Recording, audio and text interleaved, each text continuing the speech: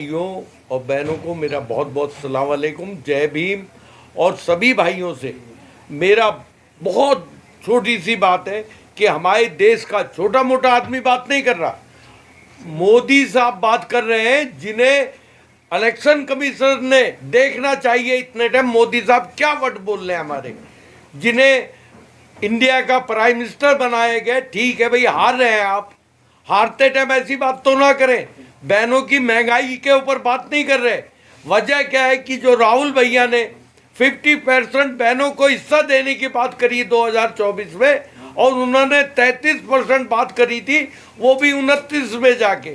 तो ये उसकी वजह है कि वो बौखलाए हुए हैं। और हमारा एसटी ओबीसी जो है समाज, वो हमारे साथ आ गया कांग्रेस के साथ, क्योंकि राहुल भैया ने ये कहा एसटी ओबीसी को हम जितना उनका हिस्सा बढ़ा है, पॉपुलेशन उनकी बढ़ी है, उस हिसाब से उन्हें हिस्सा देंगे। तो इनकी बहुत खराब हो गई है। इन्हीं के समाज के आदमी मोदी साहब जो हैं, इन्हीं के लोग ये बोलते हैं कि एसटी ओबीसी का हम खत्म करेंगे रिजर्वेशन। मोदी साहब उन्हें तो रोक नहीं पाए, उस काम को तो रोक नहीं पाए।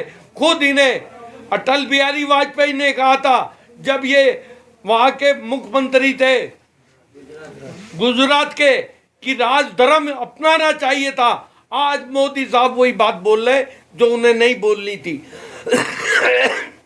मेरी देश की बेटियां अगर आगे बढ़ेंगी तो अच्छी बात है, देश में ईमानदारी आएगी।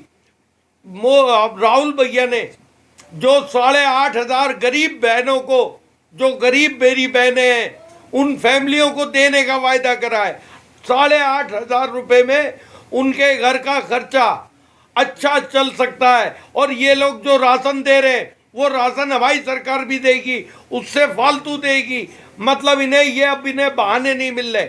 इन्हें ये बात नहीं कि आज मेरी नौजवान बहनें, सोना जो है अभी 15 दिन के अंदर 8,000 रुपये तोला बढ़ गया है, 75,000 रुपये तोला सोना हो गया है। ये उसे छुपाने के लिए कि महंगाई के ऊपर बात नहीं करेंगे, फलानी बात पे, नौकरियों के ऊपर बात नहीं करेंगे, ये बात करेंगे हिंदू मुसलमानों की। अरे मुसलमान कितना है?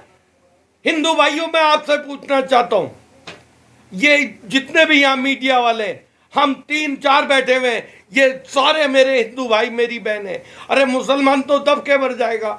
गांव वालों की कहावत है, 1-2 तो चून के बड़े होते, तुम तो 9% हमारे ऊपर हो। हम कहाँ हैं? ये मोदी साहब किस बात से डरा रहे हैं, किस वजह से डरा रहे हैं? इन्हें डर इनकी हार का है। मैं लिखत में देना चाहता हूँ, मोदी साहब, ये मुस्लिम समाज और एसटी ओबीसी एक साथ हो गया,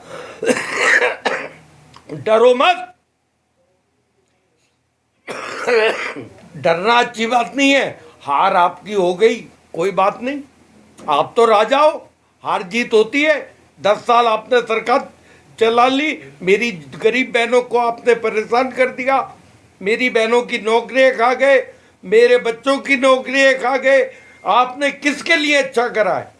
कौन से समाज के लिए? एक समाज गिनवा दीजिए मोदी साहब। सिर्फ आपने 20-22 आदमियों के लिए अच्छा करा है।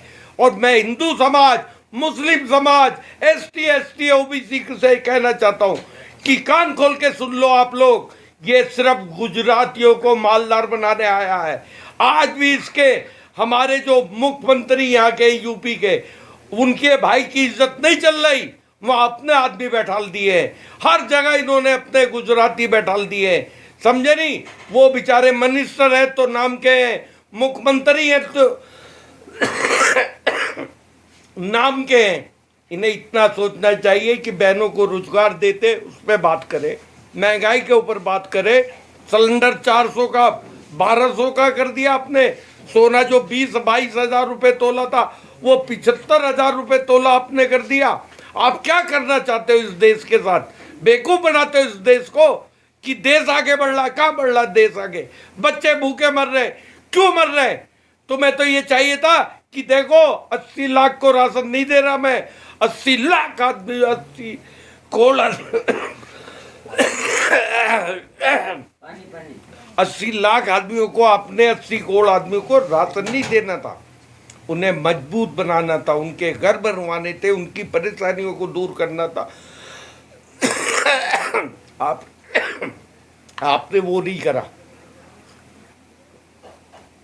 भाइयों, मैं माफ़ी चाहता हूँ, मेरी तबीयत ऐसी हो रही है, मगर फिर भी मैं मीडिया में बोल रहा हूँ और मीडिया वालों का शुक्रिया अदा करना चाहता हूँ। मोदी साहब, आपको अच्छी बात करनी चाहिए थी, देश को जोड़ने की बात करनी चाहिए थी, देश को तोड़ने की बात नहीं। आज भी मेरे यूपी चलिए आप, जहाँ मेरी ननियाल है, जहाँ मेरी नानी का घर है, और मैं चलता हूँ आपके साथ मोदी साहब, वहाँ 95% हिंदू समाज के लोग रहते हैं, वो सब मुझे वसीम कह के बुलाएंगे, हमारा नवासा आ गया। आप क्या बात करते हो, देश में नफरत फैलाना चाहते हो। कौन सा गांव हमारा ऐसा जहां हम 2 घर हमारे 100 घर उनके हैं, मगर कोई आपस में भाईचारा निभाता है। अगर उसकी बच्चियों की शादी होती है तो पूरा गांव मिलकर उसकी शादियाँ करवाता है। आप इस देश के लोगों ने इसलिए प्राइम मिनिस्टर बनाया था कि आपको तो राजधर्म आना चाहिए था। आप राजधर्म की बात करते हो, राम की। राम था, राम है, और झूठ मत बोलो। राम को आप नहीं लाए, राम दुनिया में आपको रख रखा है, राम ने मुझे भी रख रखा है। आप राम की बात करते हो, राम मंदिर बन गया, और हर गांव में राम मंदिर है, हर शहर में राम मंदिर है। और राम जो है ना, आज भी यहाँ देख लो, हनुमान के दिल के अंदर रहता है, मेरे रोम रोम में बसने वाले राम। राम कहाँ नहीं है? आज राम है, राम था, हमारा भी था, और आज भी है, और रहेगा जब तक दुनिया रहेगी। मैं और आप ना थे, ना होंगे, ना रहेंगे, मिट जाएंगे। आप राम को छोटा मत बनाओ, अपना फोटो बड़ा। राम जी का ये हिंदू भाइयों की गलती है कि उसमें इन्होंने बोला नहीं आपको कि राम आपसे छोटा कैसे हो गया। राम तो बड़ा है, पूरे संसार का राम है, राम किसका नहीं है। तो आपको राम को जोड़ने की बात करनी चाहिए, देश को मोहब्बत की, महंगाई के ऊपर बात करो। अभी 1 महीने में 8,000 रुपये तोला सोना कैसे बढ़ गया? कैसे गरीब बच्चा हिंदू समाज का, मुसलमानों की छोड़ो, मैं हिंदू बहनों की बात कर रहा हूँ, कैसे उन बच्चों को उनकी शादियाँ हो जाएंगी, बेटियों की। समझे नहीं? कहाँ से लाएगा उसका भाई या उसके बाप 10 तोले सोना देने के लिए? किसके वहाँ से? आप दे हुए? मोदी साहब, इन्हें नौकरी खाने वाले आप हो, देश को लूटने वाले आप हो, देश को लुटवाने वाले आप हो। मोदी साहब, प्यार की बात करो, मोहब्बत की बात करो। आज तुम्हें वो वाली बातें करनी चाहिए थी। तुमने अपनी पार्टी में मुसलमानों को लिया नहीं। आप कह रहे हो कि मुसलमान यूं है। राहुल भैया आ रहे, तैयार रहो, 40 सीटें लाओगे मोदी साहब, और जो तुम्हारा गठबंधन है ना आपके साथ, वो लाएगा 100 कुछ सीटें। आप 200 सीटें भी पूरी नहीं करोगे। राहुल भैया ने भी यही बोला, जिसके आपकी जो मीडिया है ना नकली वाली, उसने ये दिखा दिया, राहुल के मुंह से निकल गया। राहुल भैया ने ये बोला था 180 सीटें तुम्हारी आ रही हैं, और प्रियंका बहन ने भी मेरी ये बोला था। और आप देख लेना, कोई आपको वोट जो बेकार लोग हैं ना, जिन्हें, वही वोट देंगे। और ये जो राम के फोटो लेके चल रहे हैं ना, जो राम की बदनामी कर रहे हैं, राम है, राम रहेगा, राम जिंदाबाद। समझे नहीं? मोदी जी, आप और मैं जिंदाबाद नहीं रहेंगे। इसलिए आप राम को इज्जत दो और राम मंदिर के ऊपर वोट मांगो। आप यही मांगना चाहते हो? कौन दे देगा? किस गांव में राम नहीं है? किसके मन में राम नहीं बसता? राम कहाँ नहीं है?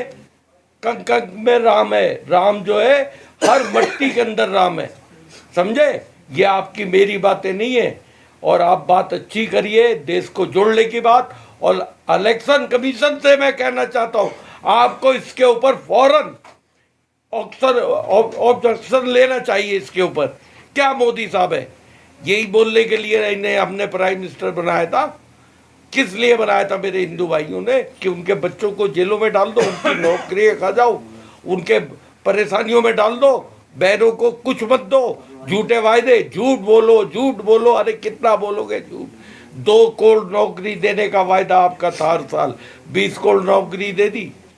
आज हमारे राहुल भैया ने बोला है, वो सच बोलना चाहते कि जैसे ही हम प्राइम मिनिस्टर वो बनेंगे, 30 लाख नौकरियां दे देंगे, और 50% मेरी बहनों को मिलेगी। 8,500 रुपये जो मेरी गरीब बहनें उन्हें मिलेंगे, उनके घर का चूल्हा जलेगा, तुम्हारी तरह लूट मार वाले लोग नहीं है। हर चीज जो आपने बेची है वो कांग्रेस पार्टी की बनी हुई है, और कांग्रेस पार्टी ना कल छोटी थी ना आज छोटी है और ना होगी छोटी। मजबूत है, मजबूत रहेगी, और गठबंधन इतना मजबूत है कि अभी आप देखिए क्या होगा आपका 2024 में। जय हिंद, जय भारत, खुदा हाफिज, वसीम सैफी। आपने बोला कि चुनाव आयोग को मोदी साहब पर कार्रवाई करनी चाहिए, किस बात को लेकर करनी चाहिए? भाई वो देश में नफरत के बाजार फैला रहे हैं, मुसलमानों से नफरत। मुसलमान बताइए जो 15% है वो 85% को मार देगा। सरकारी नौकरियों में वो, मिलिट्री में वो, फोर्स में मेरा हिंदू भाई, कैसे ये नफरत के बाजार लगा रहे? मोदी साहब को राजधर्म अपनाना चाहिए था ना, राजा बनाया। इनसे अटल बिहारी वाजपेयी ने भी, जब इनके गुजरात में झगड़े हुए थे तो मेरे अटल बिहारी वाजपेयी साहब ने भी इनके लिए कहा था कि तुम्हें वहाँ का राजा हो, आपको वो अपनानी चाहिए थी। इन्होंने वहाँ पे भी नहीं, और फिर वही बातें। ये इसके ऊपर क्या इलेक्शन कमीशन को ऑब्जेक्शन नहीं लगाना चाहिए, बैन नहीं लगाना चाहिए कि क्या बातें कर रहे हैं आप? इलेक्शन कमीशन ताकतवर है, मगर आजकल पता नहीं कौन सा आ गया। नहीं तो हमें याद है अच्छी तरह से, इलेक्शन कमीशन रास्ते बंद कर देता था, कोई भी गलत बात बोलता था, धोखा देके कोई कुछ भी कर ले, मगर अपने सामने नहीं होने देता था, चाहे कोई भी हो। इसी बात पे मैं अपनी बात खत्म करता हूँ। जय हिंद, जय भारत, जय भीम, खुदा हाफिज, वसीम सैफी।